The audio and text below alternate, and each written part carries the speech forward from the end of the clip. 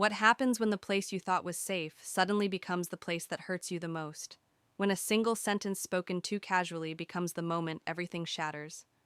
And before we go any further, if you're drawn to emotional stories where hidden cruelty is exposed and justice unfolds in unexpected ways, make sure you subscribe to Roots of Revenge, like this video, and comment below because this story doesn't just unfold, it detonates.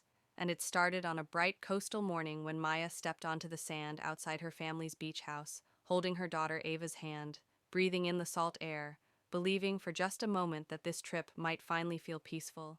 The beach house had been in their family for decades, a symbol of summer, safety, belonging, a place where laughter echoed through open windows and children ran barefoot through the halls. And Maya wanted that for Ava more than anything, especially because Ava was shy, sensitive, still learning how to feel comfortable in new spaces, and Maya thought being surrounded by family would help. But the moment they walked up the wooden steps, Maya felt it, the shift in the air, the way her brother Julian's eyes flicked to Ava and then away, the way his jaw tightened, and then he said it, not loudly, not angrily, just with a calm finality that cut deeper than shouting ever could. Your child has no place at the beach house, and Maya felt like the ground tilted beneath her hand tightening around Ava's instinctively, her heart stuttering as she searched Julian's face for a joke, a misunderstanding, anything that would make those words unreal. But his eyes were steady, resolved, and when Maya asked what he meant, he shrugged slightly and said it was supposed to be a relaxing weekend, that there would be guests, that things needed to stay smooth and uncomplicated, and Ava was different. He didn't even say how. He didn't have to. The implication hung in the air like smoke, and Ava felt it too, her small fingers tightening around Maya's, her eyes darting down to the sand like she suddenly wanted to disappear, and that broke something open inside Maya, because no matter how many times she had been judged, she had never been prepared to see that look on her daughter's face. The look that says, "I don't belong here," and Maya's voice trembled as she told Julian that Ava was a child, that she was family, that she had done nothing wrong, and Julian sighed like Maya was being unreasonable, like she was asking for too much, like kindness was an inconvenience, and he said maybe Maya was being too sensitive, maybe she was projecting, maybe this just wasn't the right environment for Ava, and the calmness of his cruelty made it worse, made it feel more deliberate, more controlled. And Maya realized this wasn't a careless comment. It was a boundary he had already drawn, a decision he had already made, and she was just now being informed. Other relatives nearby pretended not to hear, not to notice, because discomfort is easier to ignore than injustice. And Maya felt suddenly alone in a crowd of people she had grown up with, people who knew her, who loved her, who were now silently agreeing with Julian by saying nothing at all. And Ava tugged at her hand and whispered that she was tired, that she wanted to go inside. And Maya swallowed the ache in her throat and told her gently they would in a minute, though she had no idea where inside even was anymore, because the place had already rejected them. And as Julian walked past them toward the house without another word, Maya felt the moment settle into her bones, the understanding that this wasn't just about a weekend. It was about who was allowed to exist comfortably and who was expected to shrink themselves for the comfort of others. And Maya looked down at Ava, at her quiet bravery, her vulnerability, her trust, and she knew that no matter what happened next, she would not let this be the story Ava carried about herself. She would not let this be the moment that taught her she was too much, or not enough, or wrong, for simply being who she was. And as the ocean waves rolled in behind them, steady and indifferent, Maya felt something inside her shift from shock to resolve, from hurt to a quiet, dangerous clarity, because Julian had drawn a line, and Maya was done stepping back from it. The air inside the beach house was heavy, every familiar creak of the floorboards, and the scent of salt and sunscreen now feeling charged with tension, as if the walls themselves were holding their breath, and Maya could feel Julian's presence lingering in every corner, his eyes darting to Ava with that same cold precision, as if waiting for a reaction. And she realized that this wasn't just about exclusion, it was about control, about asserting who mattered in the space and who didn't, and she would not let her daughter shrink for anyone, not even her own brother. And yet the weight of it pressed down, making every smile, every polite nod to relatives feel like a battle, as if she had to perform normalcy while defending her daughter from invisible attacks. And Ava, sensing the tension, clung to her hand, quiet, her small brows furrowed, as if trying to make sense of a world she had trusted and now found fragile. And Maya led her to the living room, sitting close together on the worn linen couch, feeling the need to shield her. And Julian appeared in the doorway with a glass of wine, his posture deliberate, his voice calm, too calm, like a predator masking intent. "I just don't want anyone upset this weekend," he said, eyes flicking to Ava. "Maybe it's too much for her here, too many people, too much noise." And Maya turned to face him fully, her patience fraying, but her voice steady. "Ava is not too much. She is our child. She belongs here as much as anyone else, maybe more than you realize, because she deserves a place where she is loved, not tolerated." And Julian's lips pressed together, the silence stretching between them, heavy and electric. And then he smiled, sharp, almost triumphant, saying, "You always protect her, don't you?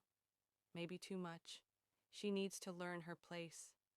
And Maya felt anger surge so hot it burned through her chest, not just at him, but at the audacity, the cruelty disguised as concern. And without raising her voice, she said, "No, I will never teach her that she has to hide who she is so that others feel comfortable. Not now, not ever." And the words hung in the air, resonating in the room like a bell tolling, drawing subtle glances from nearby family members, some curious, some uneasy, some silently approving. And Julian's eyes narrowed, his control slipping, his authority challenged in front of witnesses. And Ava squeezed her hand, looking up with wide eyes, her trust unwavering, and Maya drew in a deep breath, feeling the tide of clarity rise inside her. Because this confrontation was no longer about negotiation. It was about claiming dignity, about refusing to allow subtle cruelty to shape her daughter's self-worth. And Julian stepped closer, lowering his voice, sharper now. "You're making this bigger than it needs to be. You always do. Maybe if you weren't so protective, things would be easier." And Maya's gaze hardened, unwavering. "Protective? No. I call it necessary. I call it love. And if that makes you uncomfortable, that's your problem, not mine." And the room felt tighter with tension, family members exchanging uneasy looks, some whispering softly, and Ava leaned into her mother, feeling the power behind the words, understanding, in a small child's way, that she was not alone, that someone would always stand for her. And Julian finally stepped back, his composure cracking slightly, as he muttered something under his breath about overreaction. And Maya's heart pounded, not with fear, but with an unshakable resolve, because she saw clearly that this was not about a single weekend, or a single house, or a single moment. This was about who decided whose voice mattered, whose presence was acceptable, and whose love was conditional.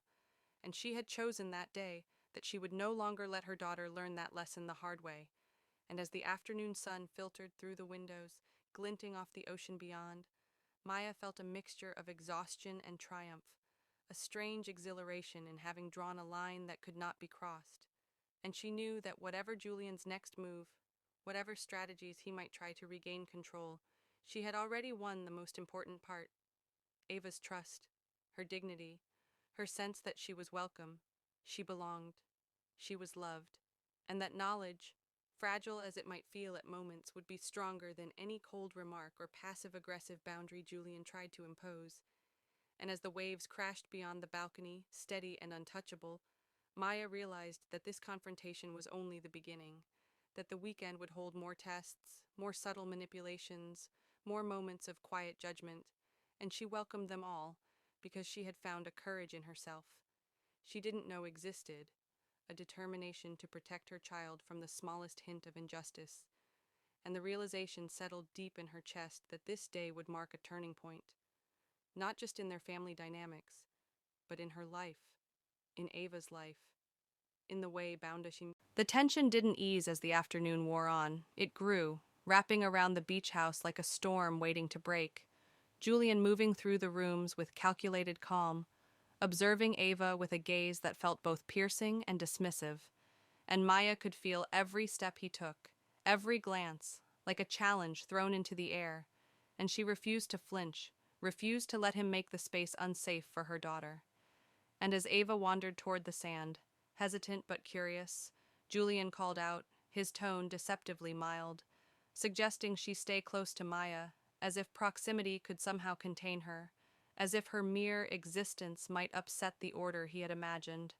And Maya's chest tightened, the fury and protectiveness coiling inside her like a spring, ready to release.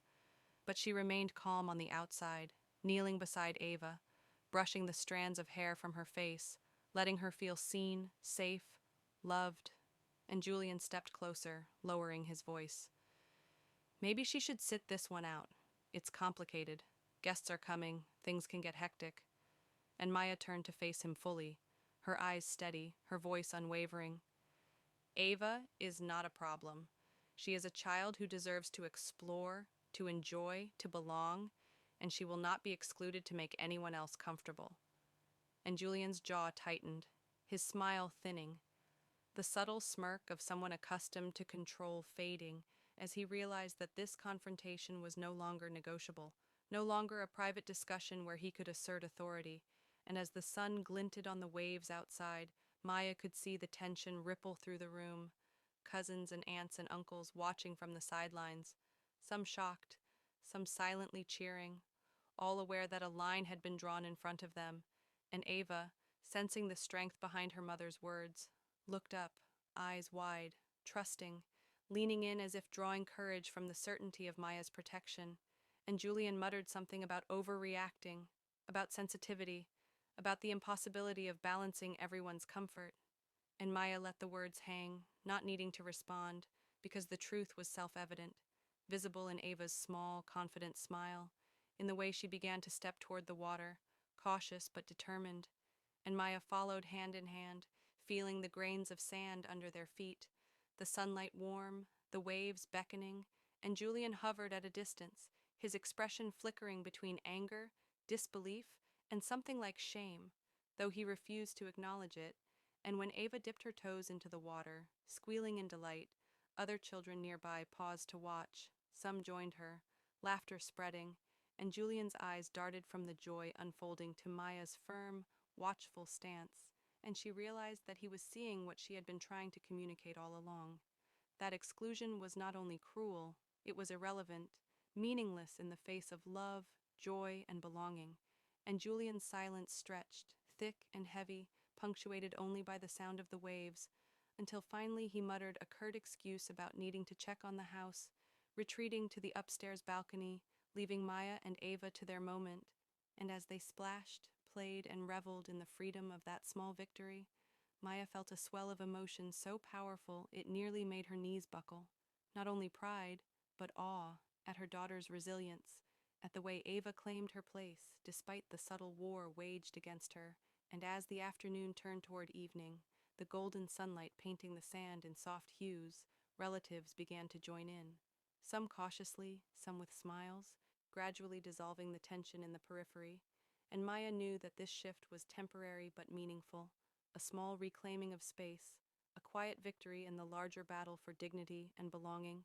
And she recognized that Julian's attempts to assert control would not end here, that his need to dominate, to define what was acceptable, would surface again, but so would Maya's resolve, unwavering, unshakable, protective, fierce, a force not even familial ties could dilute. And as Ava laughed, throwing water in the sunlight, Julian's distant figure framed by the balcony rail, a silent witness, Maya felt the paradoxical relief of confrontation paired with triumph, knowing that the day's events were not just about defending her child, but redefining what family, love, and protection truly meant. That she had drawn the line and would hold it, no matter the battles ahead. And for Ava, the world had just expanded. The beach now hers as much as anyone's, a place where joy could exist unthreatened, where her presence was unassailable. And as the waves crashed and gulls circled overhead, Maya felt a clarity settle deep within her, that sometimes the fiercest battles are fought not with anger, but with love, not with aggression, but with unwavering presence. And that day, on the sand with the ocean stretching before them, she understood that standing for your chi. Evening settled over the beach house like a slow exhale, the golden light fading into a soft twilight. And yet the tension that had been simmering all day did not vanish. It transformed, becoming something heavier, something quieter, but no less powerful. Julian retreating to the balcony, arms crossed, eyes watching Ava with a mixture of frustration and disbelief, and Maya, standing beside her daughter, felt a profound calm, the kind that comes from knowing you have done everything you could to protect someone you love. Yet she also knew that the repercussions of this confrontation would ripple far beyond this single day.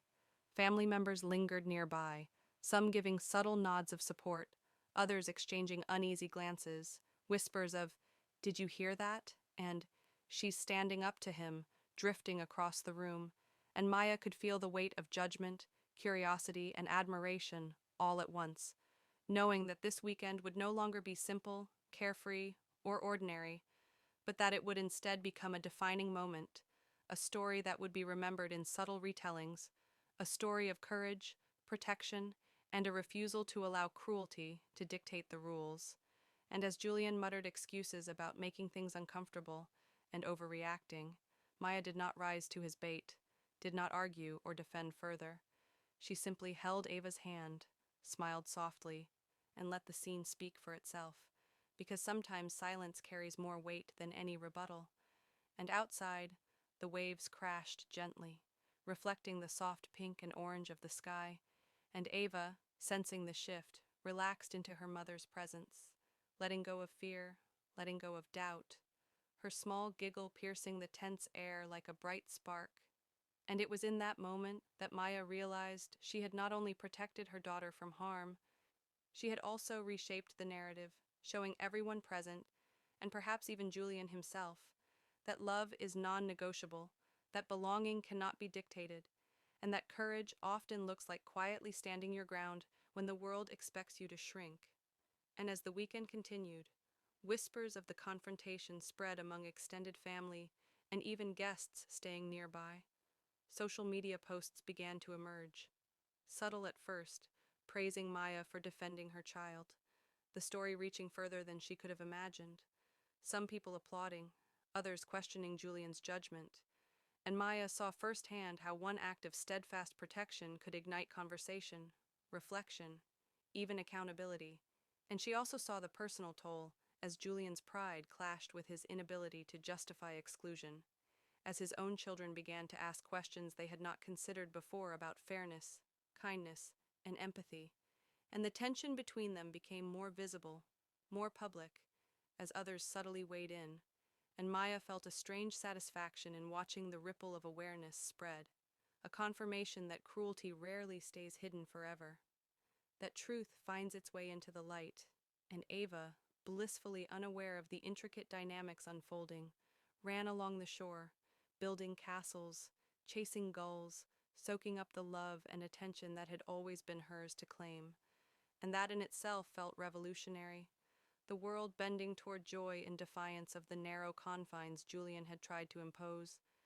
And when the evening wound down, family members retiring to rooms, Julian finally leaving the balcony, his expression unreadable but tempered by reflection, Maya felt a sense of closure for the moment, though she knew the underlying tension would linger, a subtle reminder of boundaries now firmly set, of courage quietly tested and proven.